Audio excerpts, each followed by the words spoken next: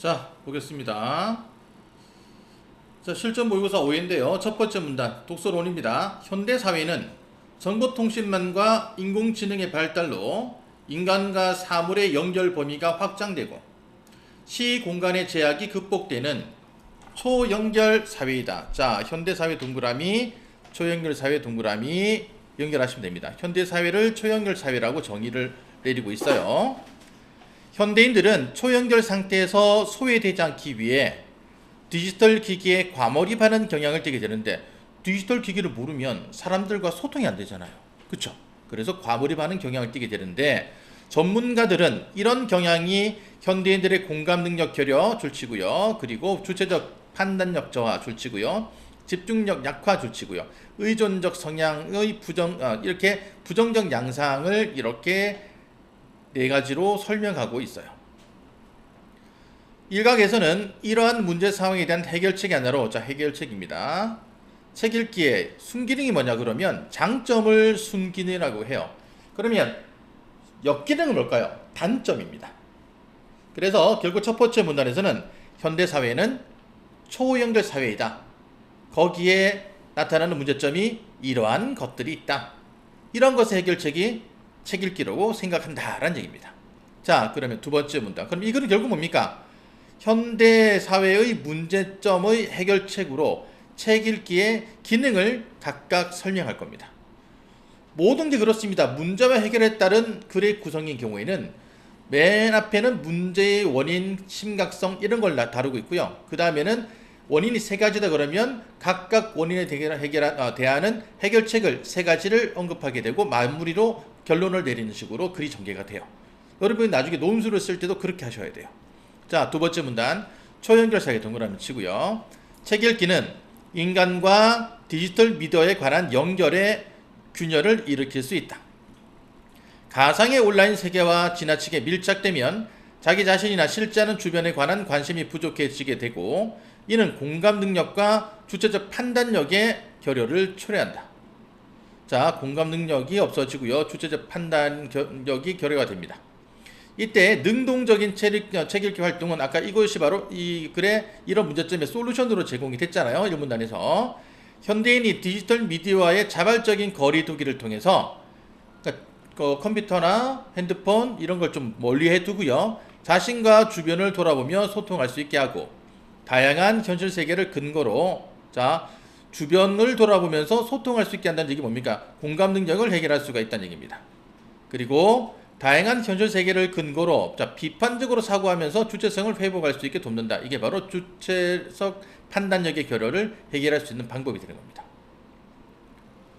평론가 이 아즈마 히로키는 동그라미 치고요, 히로키, 관광객의 철학에서 풍요로운 삶을 위해서는 특정 공동체에만 소속된 마을 사람도 어느 공동체에도 소속되지 않은 나그네도 아닌 관광객 같은 존재가 되는 것이 중요하다고 보았다. 너무 몰입할 필요가 없다는 얘기예요. 객관적으로 거리를 두고 살펴볼 필요가 있다는 얘기입니다.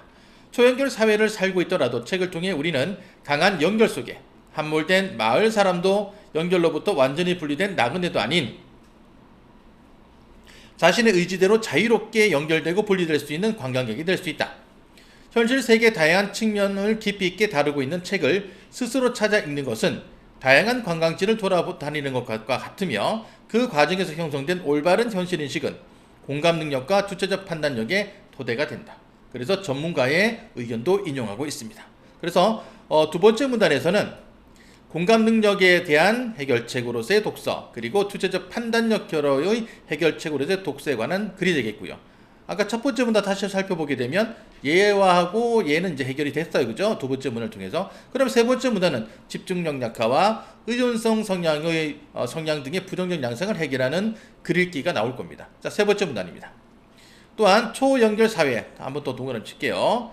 책 읽기는 현대인이 긴 글을 읽고 사고하는 집중력을 갖추도록 도울 수 있다. 자, 집중력을 갖추도록 도울 수 있다. 이제 세 번째 해결책이 나왔어요. 블로그의 글과 같이 짧고 단편적인 글을 많이 접하게 되는 현대인들은 긴 글을 집중해서 읽고 깊이 있게 사고하는데 비교적 어려움을 느끼는 경우가 많다.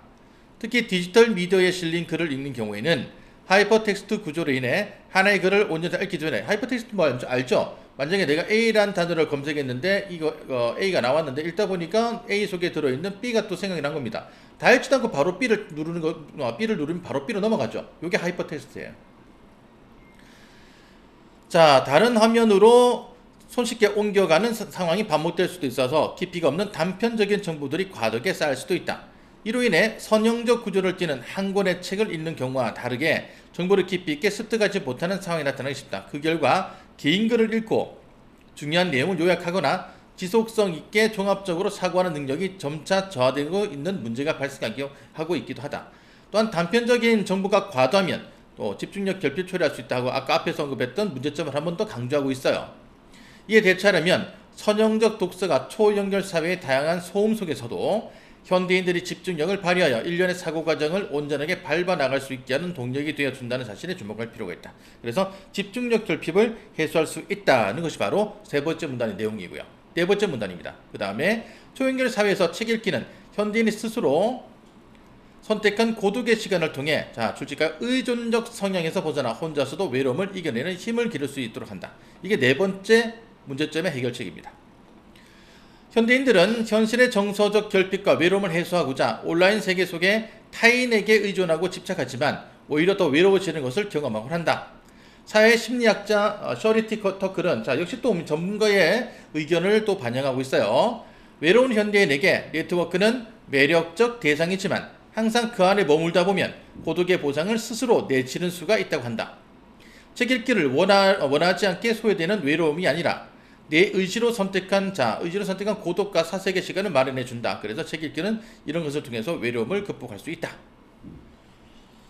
이런 자발적 책 읽기를 통해 독자는 자기 자신에게 집중하고 자신의 삶을 성찰하게 되며 자신의 독립적이고 고유한 가치를 깨닫게 된다. 그리고 읽기에 깊이 몰입함으로써 얻게 되는 깨달음과 지혜는 우리의 삶의 지속적인 영양분이 되어줄 수 있다.